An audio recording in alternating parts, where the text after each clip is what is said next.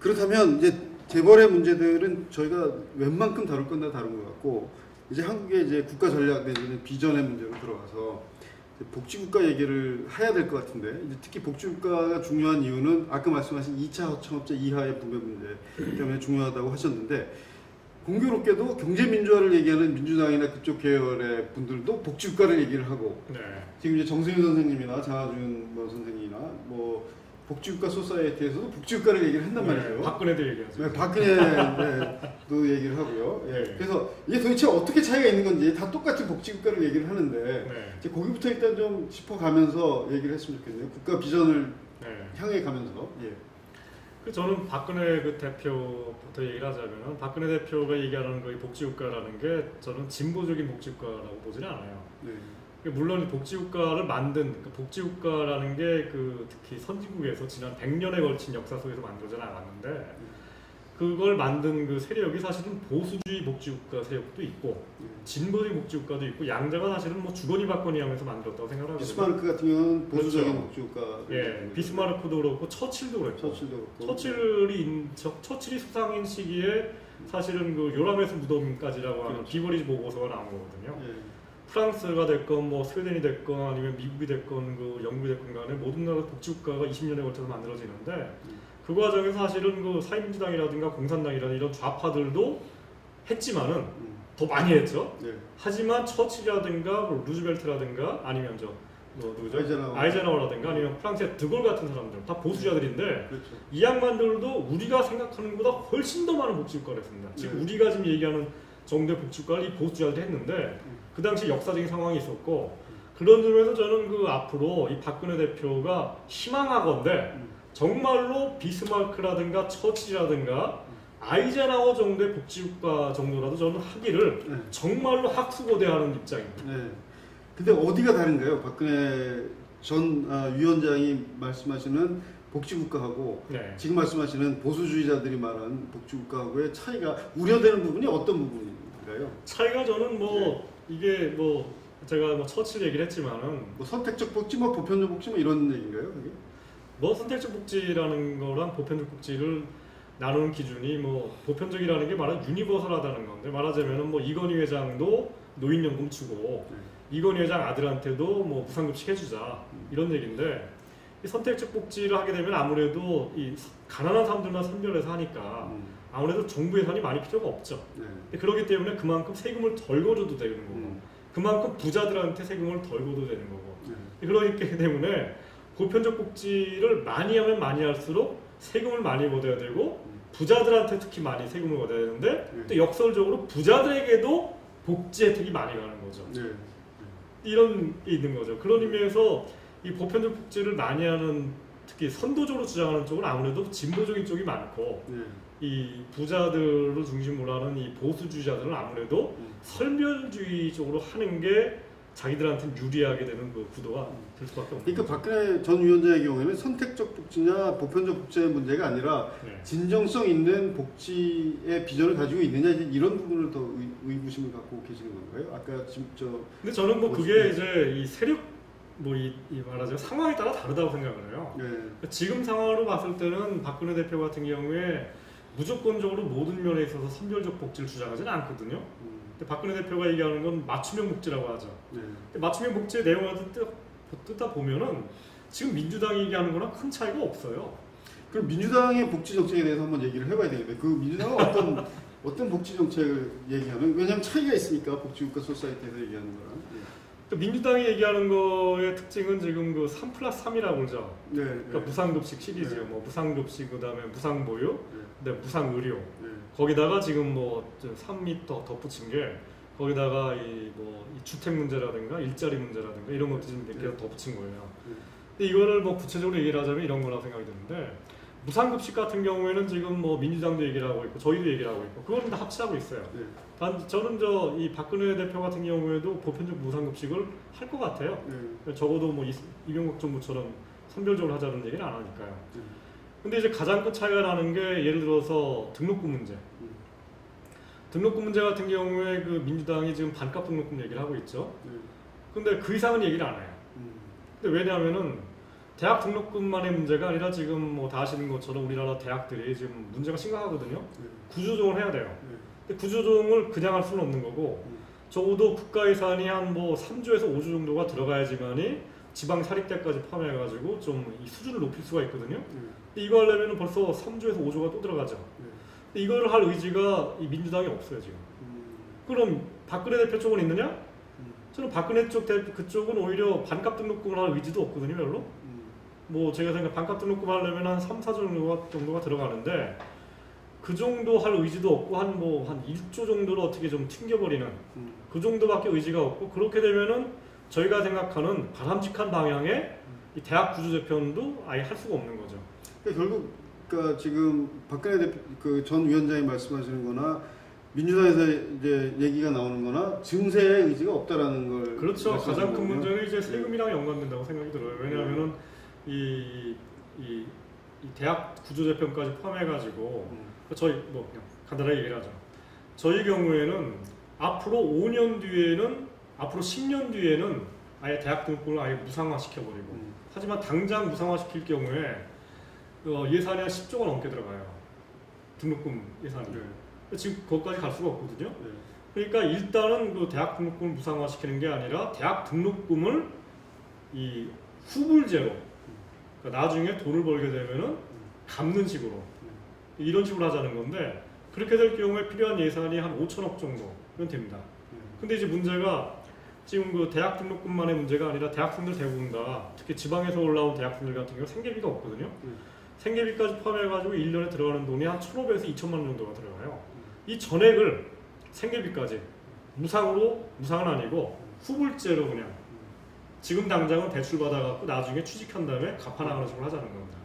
그렇게 될 경우에 일단 초기 단계에서는 한 1조 정도면 되고 한 5년 정도 지나면 한 뭐 2, 3조 정도 늘어나고 맥시멈으로 잡아도 한 5조 정도면 됩니다. 근데 거기다가 대학 구조 재편에 들어가는 돈이 한 3조에서 5조 정도면 되는데 그게 뭐냐면 맥시멈 한 10조 정도면은 우리나라 대학생들이 하고 있는 고민, 대학 학부모들이 갖고 있는 고민 이거를 다 해결할 수가 있어요.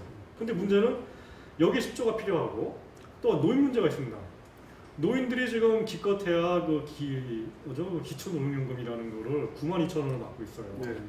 그것도 국민연금이라는 게 있는데 이게 뭐 많아봐야 한 그 100만 원 정도를 받는데 국민연금을 제대로 납부한 그 사람들이 많지가 않거든요. 그렇죠. 대부분 다 납부를 못했어요. 저 같은 경우도 지금 제대로 납부 못해가지고 큰일 나신데. 네, 그래서 돈 버는 기간이 얼마 안 되기 때문에 나중에 정말 제가 이제 노후 대책을 세워야 되는데 대부분 다 노후 대책을 못 세우지 않습니까 지금.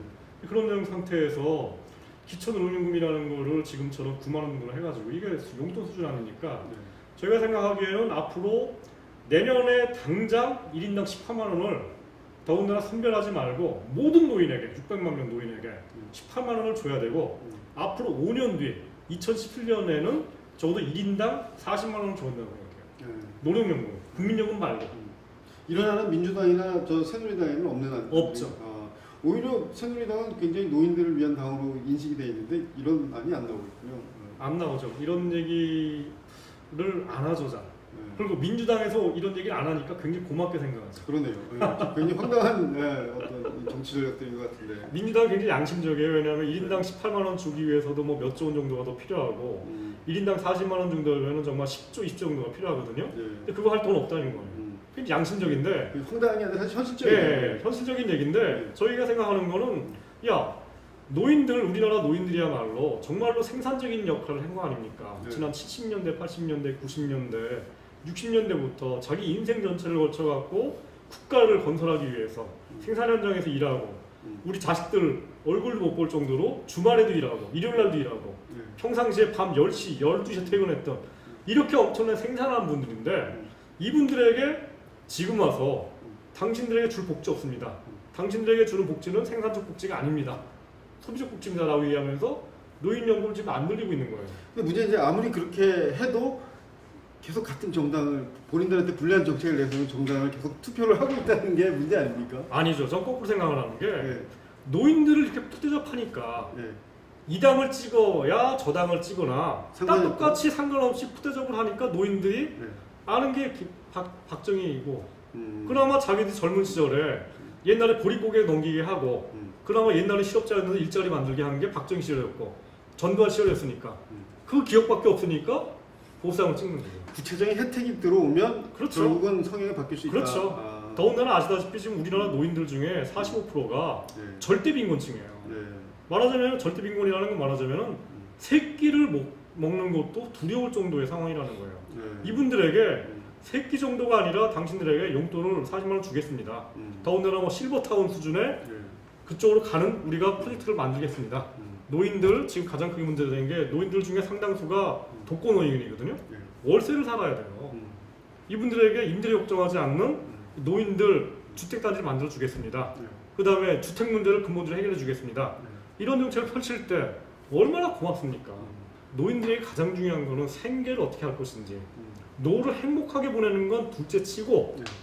행복은 둘째 문제고 정말 내 생계를 어떻게 꾸려나갈 건지 문제거든요. 네. 이분들을 저는 우리가 책임져야 된다고 생각합니다. 그럼 지금 이제 대표적으로 말씀하신 게 교육 문제, 네. 그다음에 이제 노인 문제, 이 두 가지가 좀 차별화되는, 좀이 아니라 상당히 차별화되는 문제, 복지국가의 비전에 있어서 또 다른 뭐 것들이 뭐 대표적인 주택 문제도 마찬가지죠. 주택 문제도 마찬가지고요. 네, 주택 문제 같은 경우에도 지금 저는 이 많은 저게 있는 게 사실 박근혜 쪽에서는 지금 박근혜 한나라당 새누리당이죠. 그쪽에서는 사실 뭐 뚜렷하게 무슨 주택 문제에 대한 뭐가 없어요. 사실 이번 뭐 총선에서도 그거 가지고 이슈 삼은 적도 없고 나무도. 네. 그러면 민주당 쪽에는 뭐가 있느냐? 거기도 별게 없어요. 네. 그러니까 전월세 뭐 규제 좀 하겠다는 건데 전월세 규제라는 게 쉬운 게 아니거든요. 왜냐 전월세 규제하면 다 또 이렇게 회피할 수 있는 방안들도 많고, 그 다음에 뭐 공공임대주택을 늘리겠다고 하는데 공공임대주택을 늘리는 것도 한계가 있는 게, 왜냐 그것도 돈이 많이 들거든요. 공공임대주택 한 채 지는데 뭐 1억에서 2억 정도가 들어가거든요. 함부로 늘릴 수가 없어요 지금. 뭐 결국은 이제 유일하게 나오는 게 분양주택 문제인데, 분양주택이랑 전월세 지금 이 주택들 이걸 어떻게 하면은 또 규제할 것인지, 이런 종합적인 말이 있어야 되는데, 저희가 대충 제가 뭐 다른 주택문제 전문가들하고 작년에 한 6개월 8개월에 걸쳐 갖고 주택 문제를 같이 연구하고 대충 아웃라인을 만들어냈거든요. 근데 그런 그 주택 복지를 제대로 하기 위해서도 1년에 한 5조 정도가 들어가요. 매년 앞으로 한 10년, 20년에 걸쳐 가지고. 그리고 또 증세. 예, 또 증세가 또 필요한 거예요. 네. 그럼 벌써 노인연금 하기 위해서 10조, 20조가 필요하고, 주택 문제 하기 위해서 5조가 필요하고, 그 다음에 이 대학까지 포함해가지고, 또 대학만 필요한가요? 또 우리나라 중학교, 고등학교에 교사들을 2배로 채용해야 됩니다. 이러기 위해서 또 5조, 10조가 또 필요합니다. 우리나라 또 학교 시설 중에 낡은 게 굉장히 많아요. 이것도 대대적으로 현대화시켜야 되고, 학교마다 적어도 동네마다 이 수영장을 또 같이 지어야 되고, 이런 거에 또 돈 많이 들어가고, 저는 교육 문제 대학까지 포함해 이거 하는데 저는 앞으로 10조, 20조가 들어간다고 생각을 하고, 이러면은 벌써 하다 보면은 30조, 40조가 들어가는데, 지금 저희 민주당에서 얘기하는 게 뭐냐면은 매년 평균 한 30조에서 40조 정도를 지금보다 더 많이 투여해가지고 3+3 정도를 하겠다는 거거든요. 근데 여기에 제가 말한 이런 방안들이 하나도 없어요. 이거 세금이 엄청나게 모자른 거죠. 거죠. 예. 주택 정책의 경우에는 그 뭐 임대주택이나 이런 것을 좀 더 많이 보급하는 쪽으로 생각하고 계시는 건가요? 아니요, 뭐 일단 공공임대주택도 늘려야 되는데, 네. 공공임대주택을 늘리는 게 만능이 아닌 거예요. 왜냐하면 공공임대주택이 잘못하면 영구하면은 처벌받는 사람들 있죠. 네. 공공임대주택이라는 게 딱 되면은 낙인 찍기가 돼요. 네. 뭐 요즘에는 이제 임대주택 단지가 아니라 뭐 예를 들어서 특정 아파트 단지에 뭐 어떤 특정한 그 동을 임대주택이라고 하는데, 그때도 벌써 사람들이 야 그쪽을 안 가려고 하고 이런 그 배제시키는 현상들이 나타나거든요. 그래서 그런 문제를 해결하기 위해서 요즘 많이 얘기를 하는 게, 차라리 그러면은 일반 그 동네 있죠.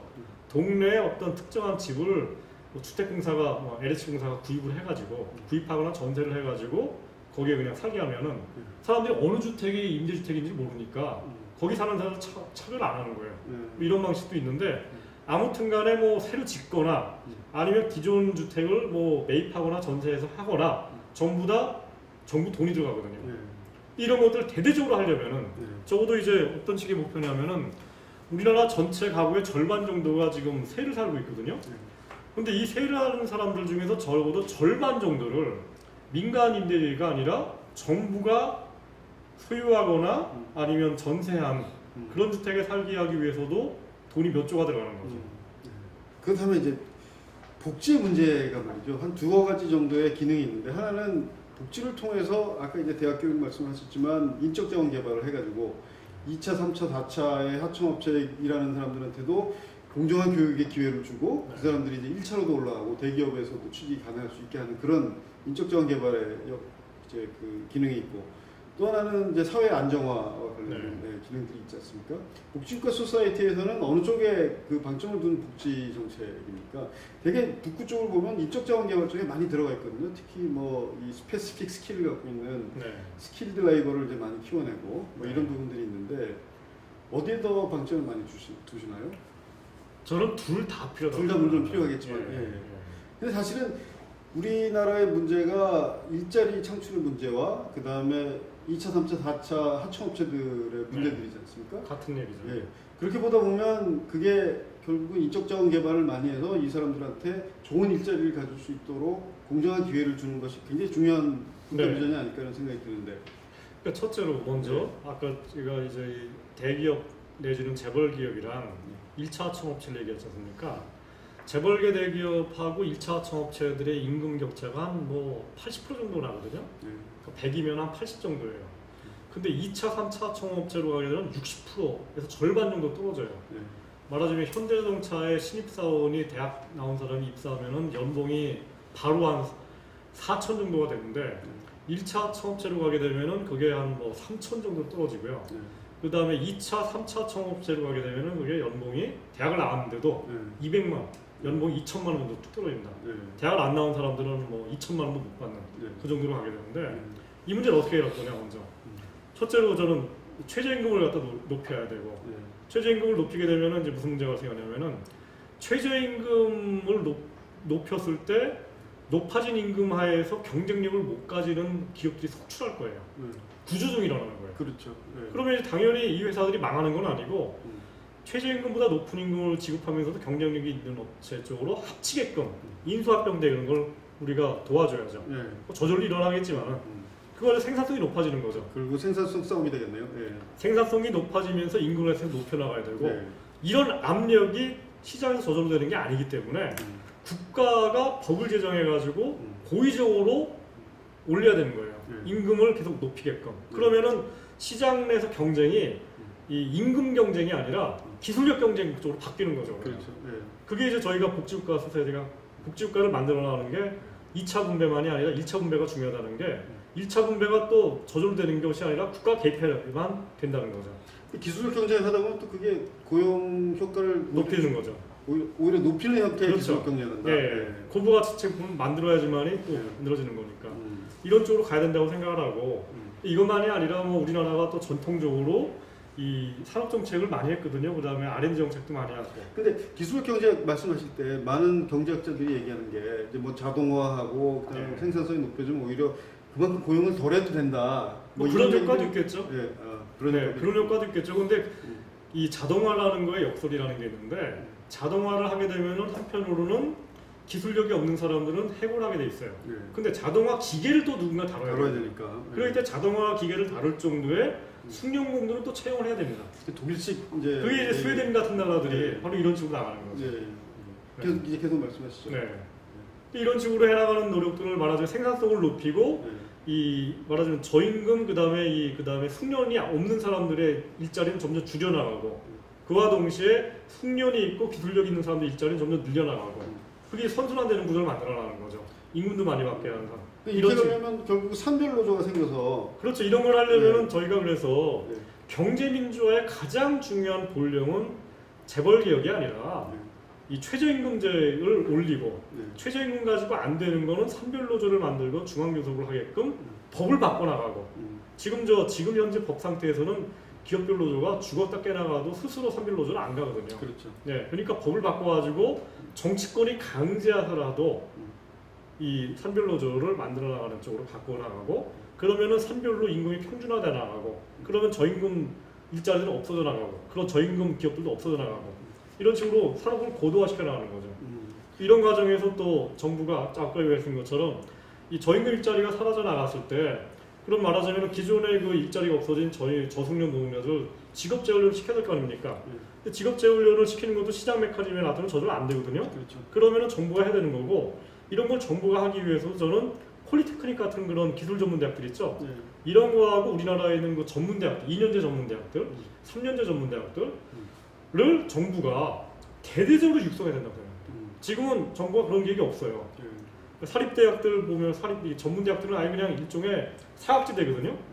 사각지대인데 그리고 뭐 사립대 경제들이 말하는 돈벌이수랑 그냥 하고 있고 직업교육제를 안 시키고 이러는데 여기에 정부가 대대적으로 예산을 몇 조 정도를 투여를 해가지고 시설도 현대화 시켜나가고 뭐 그다음에 여러 가지 이런 또 올려나가고 그다음에 4년제 대학 중에서 사실은 아시겠지만 지방에 가는 데지 않습니까?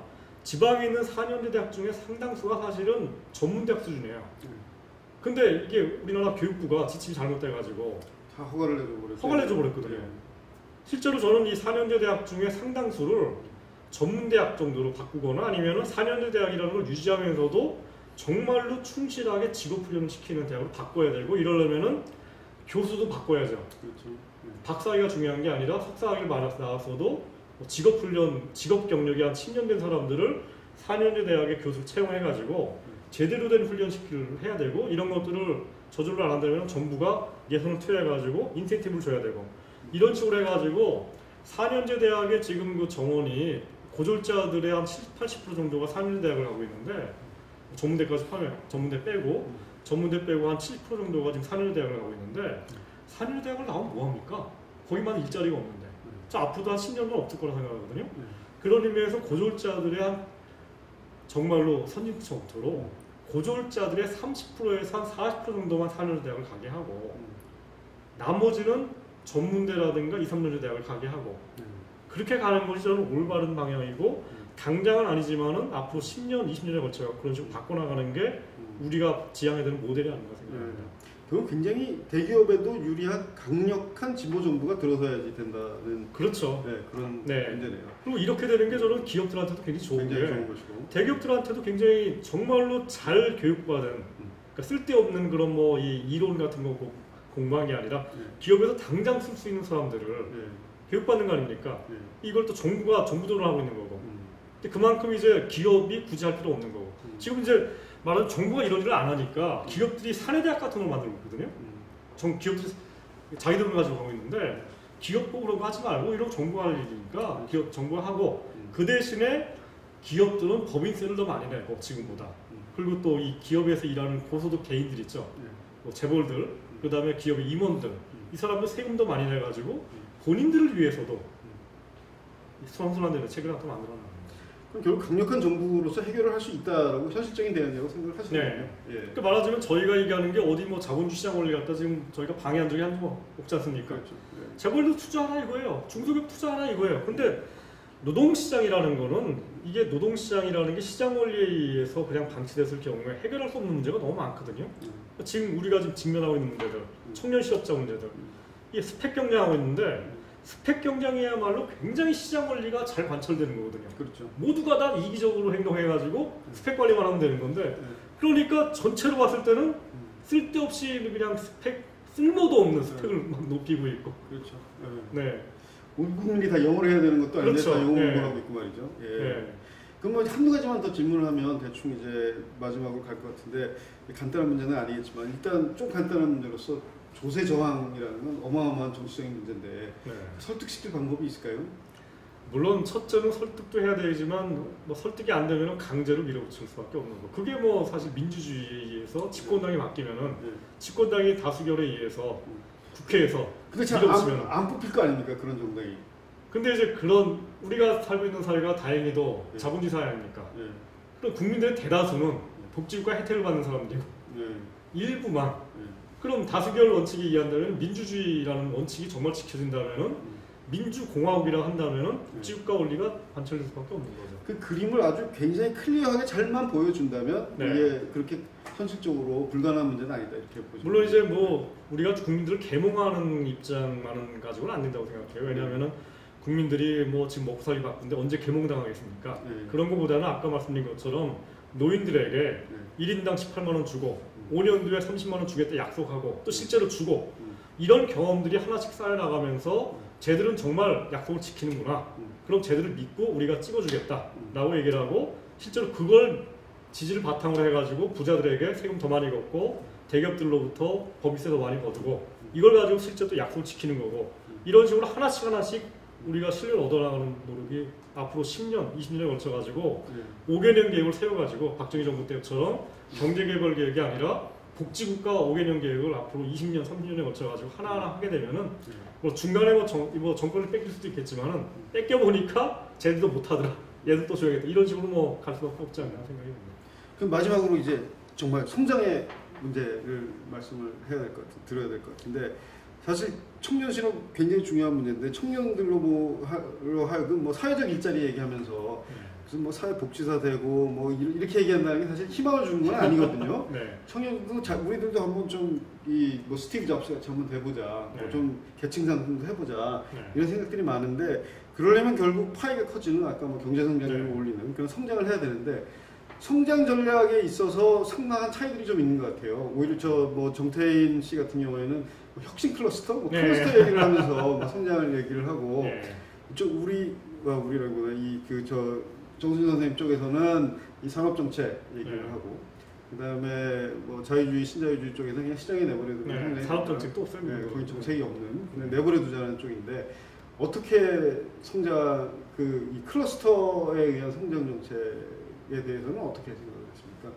클러스터 정책이 뭐 없는 것보다 낫죠. 네. 근데 이제 클러스터 정책이라는 게 그게 지역 정책처럼 이해를 하고 있는데 네. 그리고 이 정태인 그분 같은 경우 지역 정책이랑 연결돼서 지역에 있는 협동조합이랑 연관돼서 이런 일종의 사회적 경제, 소셜 이코노미 구상을 하고 있는데 저는 뭐 그게 나쁘진 않은데 그거 가지고 되겠나 하는 생각을 합니다. 사실 혁신 클러스터라는 건 그런 개념은 아니지 않습니까? 이렇게 혁신이 일어나는 어떤 센터들을 중심으로 이렇게 모여나오는 건데 네. 그거를 뭐 한국 같은 경제 규모에서 그런 혁신 클러스터를 지역으로 여러 개를 만들 수가 있나요? 아니 뭐 실제로 뭐 노무현 정부 때 그걸 많이 해봤죠. 네, 근데 했었죠. 해봤더니 네. 이제 결국은 남는 게 뭐냐면은 기존의 박정희 정부 때 만들어진 산업공단 있죠. 네. 결국은 다 거기에요. 네. 근데 그게 뭐냐면은 박정희 정부 때 만들어진 그 공단이라는 게 가령 창원 지역에는 기계공업, 그다음에 뭐 여수 쪽에는 화학공업, 울산 쪽은 뭐 자동차랑 화학 이런 식으로 만들어진 거거든요. 그렇죠. 근데 이 틀에서 노무현 정부가 못 벗어났어요. 네. 근데 클러스터 정책이라는 게 클러스터라는 게 결국은 지역적인 거거든요. 공간적인 거거든요. 네. 공간이 좀 가까워가지고 서로 얼굴을 마주보면서 얘기를 하다 보면은 뭔가 참신한 아이디어가 많이 발생하더라. 이런 일종의 지역 공간적인 얘기들이에요. 근데 이 지역 공간적인 얘기를 정태인 그분이 굉장히 강조를 하는데 그리고 또 그와 동시에 지역에 있는 작은 그 공동체, 뭐 생태 공동체, 뭐 협동조 이런 얘기를 많이 하는데 저는 뭐 그게 나쁘진 않고 저도 뭐 적극적으로 찬성을 하는데 문제는 이제 이런 건 이제 산업 정책을 갖다 그분이 자꾸 부인하니까 문제가 되는 건데 특정 업종 있죠. 저희가 아까 말씀드린 것처럼 우주항공이라든가 제약이라든가 이런 것들을 키우는 노력이 없이 어떻게 지역 공간적인 것만 되냐 이거예요. 예를 들어서 이 원주, 강원도에 있는 원주 지역 같은 경우에 거기 이제 의료기기 뭐 이쪽 얘기를 하거든요. 근데 의료기기 산업을 정부가 대대적으로 키우는 기획과 계획이 없이 어떻게 원주 지역에서 저절로 그냥 뭐 지역에서 왔다 갔다 하다 보니까 그냥 가까워가지고 뭐 거리 가까우니까 저절로 거기서 누가 혁신 클러스터가 나타난다? 저는 그건 일부 효과가 있지만은 저는 그거보다는 차라리 제약 산업을 대대로 키울 생각을 하고 거기에 이제 정부 돈만이 아니라 삼성그룹이라든가 SK그룹 같은 데들, LG그룹 같은 데들을 동원해 나가고 주자 운지하지 말고 1년에 뭐 1조, 2조 그룹당 투자해갖고 1년에 한 5조 정도를 삼성 뭐 우리나라 4대 그룹이 제약산업에 투자하지 않습니까? 그리고 그 과정에서 제약 클러스터가 생기는 거죠. 왜냐하면 어차피 우리나라 그 제약 회사들이 우리나라 회사들 중에서 제약 쪽에 연구를 제일 많이 하는 데가 대덕단지 쪽에 많아요. 그리고 어차피 R&D 많이 해야 되니까 그쪽에 결국은 클러스터를 만들 수밖에 없어요. 경로 우선성이 있다는 거죠. 그렇죠. 예. 왜 박정희 때 만들어진 그 좋은 모델이 있는데 왜 그걸 갖다 버리려고 하냐 이거예요. 그러니까 경로 우선성은 굉장히 무제한 형태의 클러스터였는데 사실 클러스터의 핵심이 경로 우선성인데 그렇죠. 굉장히 좀 이해가 잘 안 되는. 네. 그 성장 동력과 관련해서는 사실 이런 얘기들을 많이 하지 않습니까? 옛날에는 국가가 시장과 관련된 다양한 정보들을 가장 많이 갖고 있어서 성장 산업들을 선택을 해가지고 집중 투자를 할 수 있지만 지금은 시장의 정보를 어떻게 국가가 다른 이 개별 경제 주체보다 많이 아느냐 대기업이나. 네. 그래서 그 국가한테 맡겨가지고 이 성장 동력을 만들어내는 거는 이게 문제가 크다라고 얘기하는 사람들이 있지 않습니까? 시장이라는 게 뭐예요? 결국은 시장이라는 게 기업에 있는 경영자거나 아니면은 이 은행이거나 네. 아니면 자본시장에 있는 투자자들인데 일단 첫째 경영자들 얘기하는 거죠. 경영자들이 만약 잘한다면은 왜 우주항공을 안 할까요? 안 하는 이유가 바로 주자본주의랑 연결되어 있는 거 아닙니까? 그럼 주주자본주의의 대명사인 투자자들, 그런 펀드 매니저들이 왜 모르죠? 이건 내가 볼 때 알고 모르는 거의 문제가 아니라 아무리 펀드 매니저들 봤을 때 대한민국에서 우주항공이라든가 제약 같은 게 뭐 가능성이 많다. 왜냐하면 넘치는 게 엔지니어고 넘치는 게 의대 약대 나오는 애인데 그래봐야 이 사람들은 알아도 그거에 자기가 투자해서는 돈이 안 되거든요. 5년과 10년간 돈이 안 되니까. 이해관계 문제거든요. 결국 이해관계 문제이고 이해관계라는 것이 결국 다 이기적인 건데 단기냐 뭐 장기냐 그렇죠. 문제. 이해관계가 단기냐 장기냐 문제가 있고 결국은 정부라는 것이 무슨 뭐 엄청나게 유능하고 똑똑해서가 아니라 저는 펀드 매니저나 정부에 있는 관료나 IQ도 비슷하고 지식 수준도 비슷한데 그나마 정부라고 하는 거는 뭔가 좀 더 길게 볼 수가 있고 그나마 이기적이지 않고 좀 더 국가 전체를 갖다 볼 수가 있고 더군다나 이제 이 정부라는 그 조직이 이 정부에 있어서 굉장히 좋은 조직인 게 정부라는 조직 산하에 관료들만 있는 게 아니라 온갖 전문가 조직들이 많거든요. 가령 뭐 전자업종 전문가들 다 모아가지고 예를 들어서 대한민국에 있는 제약회사랑 연결되어 있는 이 R&D 전문가들 정부가 부르면 다 모을 수가 있어요. 삼성전자가 부르면 안 모아. 그럼 모아가지고 세미나 하고 하다 보면은 정부라는 것이 반드시 관료 쪽만 있는 것이 아니라 거기 준 공공기관들이 많거든요. 거기서 쭉 하다 보니까 야 앞으로는 이 우리가 제약회사를 우리 대한민국이라는 나라가 제약업종을 키우기 위해서는 의사협회는 뭘 해야 되고 약사협회는 뭘 해야 되고 그 다음에 제약회사는 뭘 해야 되는 것이 공공적인 조직들에서 많이 결정이 될 수가 있어요. 이런 식으로 말하자면 관료와 일종의 준 시민사회가 공동으로 움직여 나가는 이 시기가 됐고 옛날 그 박정희 때처럼 뭐 아주 소수 박정희 때는 사실은 뭐 이런 전문가들보다도 대통령이 알아서 한 거죠. 지금은 대통령이 혼자 결정하는 건 아니고 이런 수천 명의 전문가들이 공동으로 모여가지고 공동의 협력을 통해 가지고 저는 산업정책을 만들었다고 생각합니다.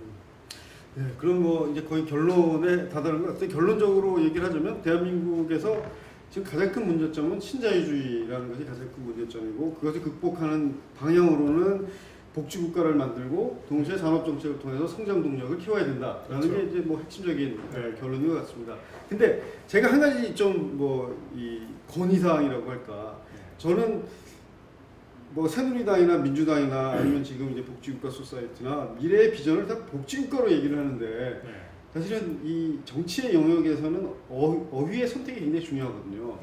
사실 경쟁이 서로 뭐 비슷비슷한 거 가지고 하니까 차별이 안 되고 저는 오히려 복지국가보다는 뭐 정의로운 경제 성장이라든가 뭐 민주적 경제 성장 이런 쪽을 저는 주로 더 선택을 하고 싶은데 혹시 복지국가에서 뭐 정의로운 경제 성장이나 이런 쪽을 좀 바꾸고 싶으신 생각은 없으신지? 그게 더 유권자들의 표를 근데 저는 오히려 그 말을 딱 듣는 순간 더 어려워지는 것 같은데. 더 어려운 것 같아요. 더 어려워. 정의하면은 뭐 이명박 정부도 공정 뭐 이런 얘기를 하고. 근데 이제 뭐 경제 민주화라든가 복지국가라는 거는 여기 뭐 역동적 복지국가를 말씀을 하시지만 굉장히 정태적이고 저희 말은 있는 사람들한테서 뭐 이렇게 뺏어가지고 없는 사람들한테 나눠주는 것 같고 뭔가 이렇게 성장이나 새로운 기회가 생긴다는 느낌이 좀 덜하니까 결국은 성장이라는 것들을 얘기해야 되지 않을까 하는 생각이 좀 드는데요. 저는 뭐 그게 담론 차원의 얘기들이고요. 정말로 이 말하자면 정말 서민들은 민주적이거나 뭐 정의로운 뭐 이런 데 관심 없죠. 그냥 다 그건 뭐 그냥 지들끼리 떠드는 얘기라고 생각하니까 그거보다는 아까 제가 말씀드린 것처럼 가령 뭐 등록금을 어떻게 할 거냐 혜택이 바로 혜택이 바로 그냥 눈앞에 들어오는 혜택을 우리가 제시하는 게 중요한데 그걸 안 하니까 문제가 되는 거지. 복지국가 소사이어티 우리가 뭐 지금 당장 정치 조직은 아닌데 기존의 민주당이 됐건 통합진보당이 됐건 뭐 이쪽 정당들이 뭐 개혁적이고 진보적인 정당들이 이런 것들을 안 하면서 말로만 복지국가 얘기를 하니까 사람들이 뭐 너랑 뭐 박근혜 뭐 새누리당 뭐가 다르냐 이렇게 얘기를 하는 거지. 뭐 정의로운이라든가 민주적이라든가 이런 것들을 붙여도 저는 국민들의 불씨는 전 똑같을 거라고 생각합니다. 예. 오늘 뭐 장시간 동안 무엇을 선택할 것인가 이 저자 중에 한 분인 정승일 박사님을 모시고 많은 얘기를 했는데 사실은 많은 얘기를 했지만 굉장히 처음부터 끝까지 일관성이 있게 하나의 큰 그림이 딱 그려지는 그런 얘기를 한 것 같고 다른 어떤 뭐 경제학 교과서나 책을 읽는 것보다 저희 오늘 우리 동영상을 보는 것이 훨씬 더 한국 문제, 한국의 경제 문제를 이해하고 또 대안을 생각하는데 가장 큰 도움이 되지 않을까 이런 생각을 하게 됩니다. 오늘 뭐 너무 체계적으로 말씀을 잘해 주셔서 체계적이었네. 예, 고맙습니다. 아주 많은 도움이 됐고 공부를 한 것 같습니다. 장시간 동안 감사드립니다. 예, 고맙습니다. 감사합니다.